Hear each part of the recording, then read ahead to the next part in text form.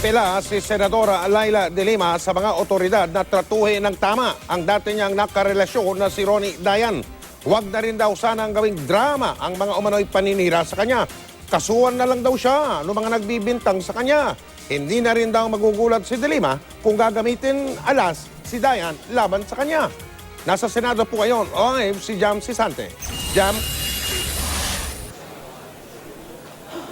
Maiktik kumambibig ni Senador Laila de Lima nang subukang makapanayam ng media matapos lumabas ang balitang inaresto na raw ang kanyang dating bodyguard at dating nakarelasyon na si Ronnie Dayan.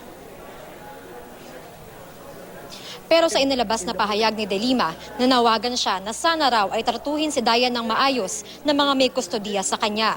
Gayon din ang iba pang mga tetestigo laban sa kanya tulad daw ni Kerwin Espinosa. Alam naman daw ni de Lima na siya ang tunay na hinahabol, kaya sana raw ay huwag silang pahirapan, kriminal man daw sila o hindi. Sabi pa ng senadora, huwag na raw gawing drama pa ang paninira sa kanya. Isampan na lamang daw ang anumang kaso sa korte at doon na lang sila magharap-harap. Tinukoy din ni de Lima si Pangulong Duterte na siya raw nangunguna sa pag-uungkat sa naging relasyon nila ni Dayan para paniwalain daw ang publiko na naging bagman niya ito. Giit ni de Lima, handa siyang humarap sa anumang hukuman para patunayang wala raw katotohanan ng mga bintang sa kanya. Hindi raw siya tumanggap ng kahit magkano mula sa ilegal na droga at hindi rin daw siya nakinabang sa katiwalian. Mike, bago ang umunay pag-aresto kay Dayan ay nakausap pa natin sa Senador de Lima.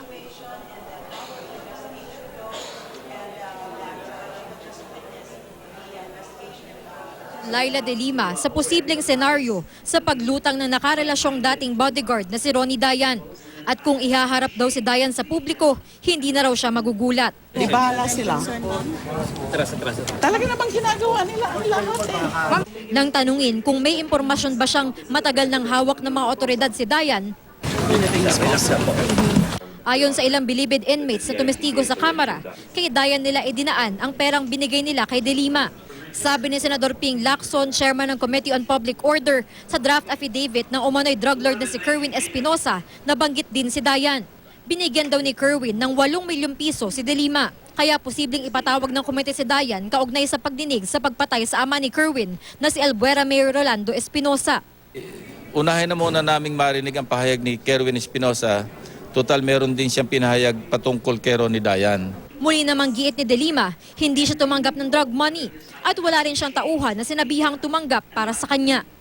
I have not received a single centavo from Kerwin Espinosa, whether directly or indirectly, in any instance, in the same manner that I have not received a single centavo from those so-called drug lords na mga nag-testify, yung mga drug convicts na nag-testify sa House Inquiry. Lahat po ito ay malaking kasinungalingan.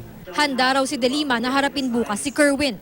Never ko po siyang matandaan na na-meet ko na siya o kung sino man sa pamilya niya. Wala po akong kilala sa Espinosa family. Ayon kay Lacson, inaasahan niyang malilinawan na ang motibo sa pagpatay kay Mayor Espinosa.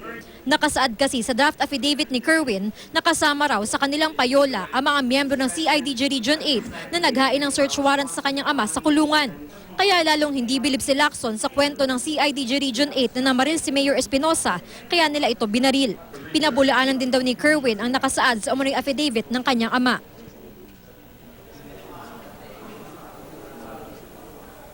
Mike, inaasahang magiging napakahigpit ng seguridad dito sa Senado pag dinala na si Kerwin Espinosa dito bukas na umaga. Mike? Maraming salamat, Jam Sisante.